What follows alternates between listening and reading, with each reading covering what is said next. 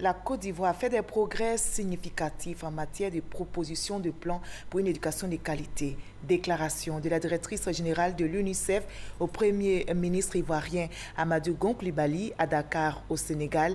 Les deux personnalités ont échangé en marge de la conférence internationale sur le partenariat mondial pour l'éducation. Le reportage de notre envoyé spécial, Gabriel Zani.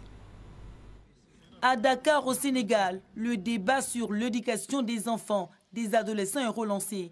Le Premier ministre Amadou Gon Coulibaly a discuté avec des responsables de l'Organisation des Nations Unies pour l'enfance UNICEF pour poser les bases d'une collaboration avec l'institution, vu l'engagement démontré par le pays en matière d'initiatives innovantes dans le secteur de l'éducation. Nous avons félicité le gouvernement ivoirien parce que la loi sur l'éducation qui rend l'éducation obligatoire de 6 à 16 ans est une conquête importante pour les enfants. Nous souhaitions que ceci inspire des pays voisins. Et la Côte d'Ivoire, en plus, a rendu cet enseignement gratuit en enlevant les coûts administratifs. Donc, en bâtissant sur cet engagement politique qui se traduit dans les faits, avec une loi, nous avons interpellé la Côte d'Ivoire pour voir comment faire de cette éducation dans la deuxième décennie, les enfants de 10 à 16 ans.